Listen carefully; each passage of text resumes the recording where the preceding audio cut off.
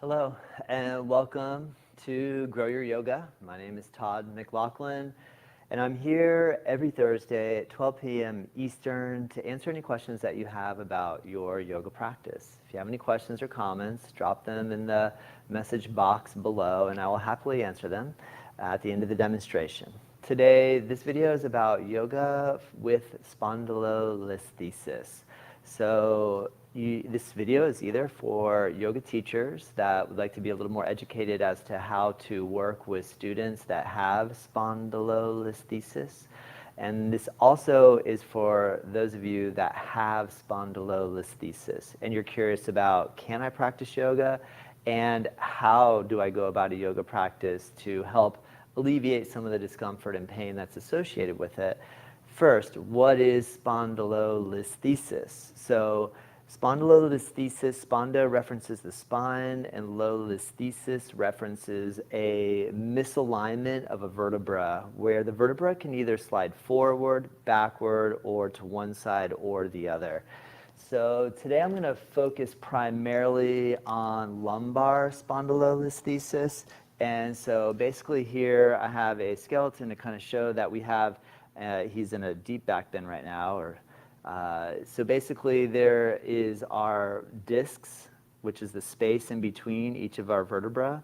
And what can happen is there can be some dysfunction on the disc and the vertebra can slide forward, causing a misalignment, which depending upon which way the vertebra slides, will depend upon where the pressure is being placed, which can also depend a lot upon what movements will actually facilitate or alleviate the pain associated with this vertebra that has moved into misalignment. Most of the medical treatment is to, or most the treatment used in the medical world is to do a lumbar fusion or a fusion of the vertebra. And when the slippage is really bad, it's necessary because there's so much pressure that gets placed onto the spinal cord, which is housed here in the in this little space or foramen in each of the vertebrae. So with that being said, with a spondylolisthesis where the vertebra slides forward, that increases the pressure on the posterior side. So one of the main elements with spondylolisthesis is that we want to avoid back bends. Now, one of the big misconceptions that I've heard over the years amongst yoga teachers is that back bending will cure all back problems. Believe it or not, I've come across this and been practicing Hatha yoga very seriously, consistently for over 20 years. And I have come across situations where I was told I should just bend more. You know, keep bending and your spine will naturally heal. Well, actually, I'm testament to the fact that that is not true. I have a spondylolisthesis and back bending aggravates it. So what I want to show you is a couple of ways that you can go into a yoga class and as a yoga teacher, if you have a student that brings this term up to you, be aware, don't push them into back bends. Back bending is not going to help make their back feel better. No amount, not over a longer period of time. It will cause more compression, which can inflame the nerves around the vertebra where this is happening. Now, there is the potential for spondylolisthesis all along the spinal column, from the neck all the way down to the lumbar. Today, I'm going to focus mostly on a lumbar spondylolisthesis. However, these ideas can be applied to no matter where this is occurring for either you, the practitioner, and or as a teacher, your students. So let me point out a couple things. One of the first places that we come up against this in a vinyasa practice is in the sun salutation, which is the very first movement. So one thing I recommend is that the first inhale, arms above the head. Notice that I can, or it's possible to dip into a back bend. This is the first place that we want to leave this out. Basically engaging the front body, just letting the tailbone tuck under a little bit and keeping the spine vertical so that when the arms go above the head, We're not pushing the hips forward of the heels. We're going to keep the hips slightly above or even a little behind the heels. The exhale, forward bending, generally speaking, flexion can feel good, however we want to do it gently. Exhale, chaturanga dandasana, again, an area of interest. However, what I want to focus on is there's an upward facing dog. What I suggest is imagine that the spine has been fused and it does not have the ability to bend. And so with that being said, upward dog might actually be as simple as just moving the thoracic and cervical spine, but really holding the lumbar spine fairly stable and not letting it bend very much at all. So even in a cow pose, which here I am exhibiting the bending element, what I'm going to do is I'm going to actually round and keep the back in a slight cat pose position in the low back. Hold the belly in so I feel like I have everything secure here, and then move the upper back. And then downward dog can feel great, actually. Down dog can feel amazing. So that's the first and main place that we come across back bending. The next spot that we see is, say, all the spine strengthening poses, such as cobra, locust, full locust, bow pose, Sanskrit, Bhujangasana, Shalabhasana, Purna Shalabhasana, and Dhanurasana. So, you know, I wish so much that these poses, I've had yoga teachers recently say, look, just keep working on your cobra, eventually it's going to heal. But to be quite honest, I don't notice that that's the case. What we need to do, though, what we can do, I can approach cobra pose where I take my pelvis, I tuck the tailbone down, so squeeze the glutes and tuck the tailbone down, and lift the chest and the upper back, but not go up here. And I know you might, I don't know if you can see the difference between being down low down here and coming up here. So really the main idea is listening to the body and feeling, how does it actually feel? You can get to a certain point where there's movement, there's no spinal cord compression, and you don't feel that inflammation of nerves, but then there's a point where you do feel it. And so the idea is learning how to move in a way that we don't bend and push into the extension of the spine. So another place I'm observing, and so spondylolisthesis occurs in about somewhere between, it's like 2 to 6% of the adult population has it. Only about 10% of the folks that have it show pain or feel pain. So a lot of folks have spondylolisthesis and aren't aware of it. Great. If you're unaware of it and you don't feel pain, wonderful. Keep moving in a way that feels good for you. But if you are feeling pain, this is not the type of pain that you just keep bending deeper into that will just, it'll fix. We have to actually work a little bit more on stabilization. Hence, that's why the fusion surgery is there. I haven't gone that route.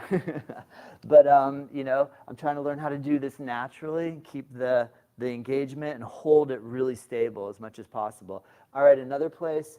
What I'm noticing, say, with bridge pose, I've completely eliminated doing Urdhva Dhanurasana, which is the bow, the back bend. Used to be my favorite pose, not anymore. So now my focus is just working with bridge.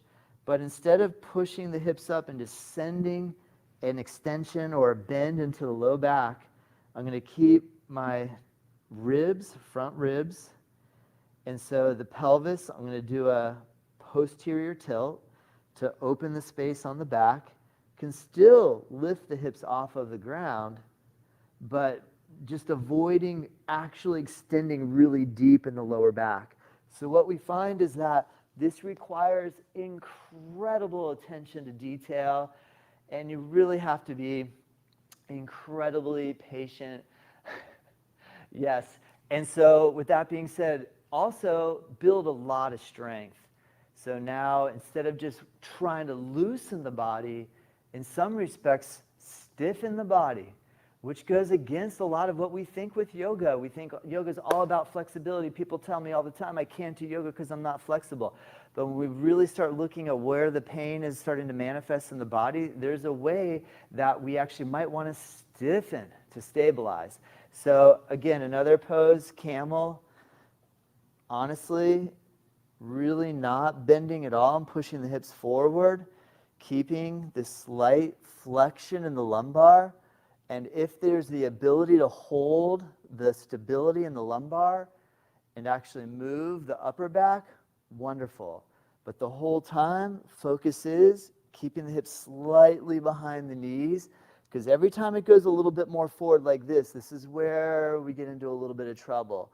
So it's about keeping the hips back behind and pulling the belly in and just strengthening as much as possible. Another element, adduction of the thighs, taking the legs and just not necessarily or literally drawing them all the way together, although you can practice it with the legs together, but taking the legs and adducting, drawing the legs in and lifting up, and then holding the strength here and bending a little in the upper spine. But nowadays, it is possible, I find, to actually go back and touch the heels. But notice I'm keeping my body relatively flat.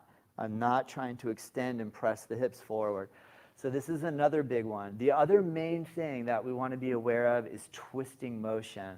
And this really is a person-by-person specific situation that you have to feel out pose by pose.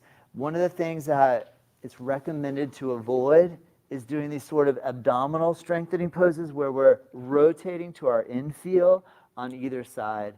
I recommend be really careful with this type of movement.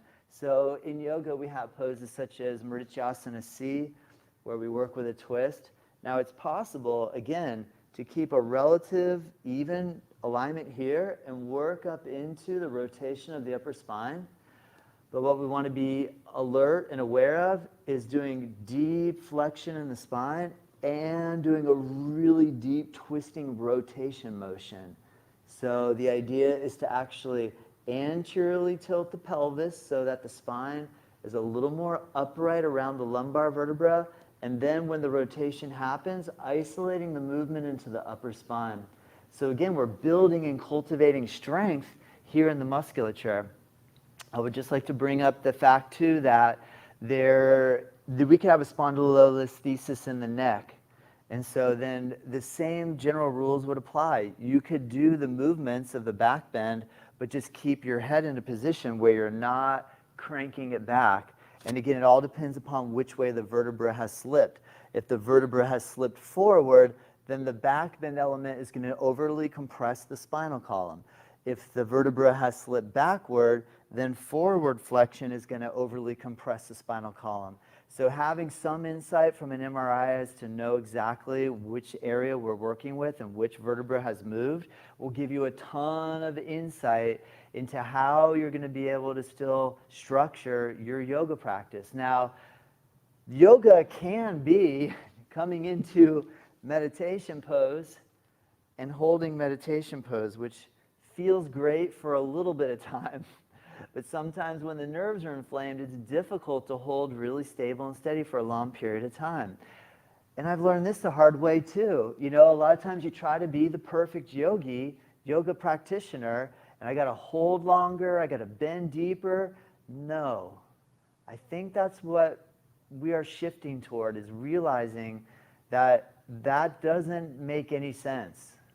So we got to work from a place of intelligence and also bring attention into how does it feel and learning how to work and move in a way that supports it. So easier said than done, I understand. I'm trying to. But I just wanted to bring this to light and talk about it a little bit. I know there's others of you out there that have this and don't know what to do, or you're just learning what you can do, and I want to give you a little bit of inspiration that it's possible to manage. Also, for yoga teachers, please be aware that pushing and pulling on students and kind of just telling them these one-size-fits-all answers to just go hard and push in your spinal heel, be aware that that's not always the case. All right, let me check to see if I received any questions during this demo. If so, I'll answer. You are more than welcome to send me email to info@NativeYogaCenter, and I will structure these programs to accommodate what it is you are interested in. So if you're curious how to do something such as a specific hatha yoga position or posture, or you have questions about your breathing or questions about how to structure a daily practice, please feel free to reach out to me. Also, check out podcast, Native Yoga Toddcast, and you can find all of our resources on our website, nativeyogacenter.com. All right, well, until next Thursday, I look forward to seeing you again, and have a wonderful week. Namaste.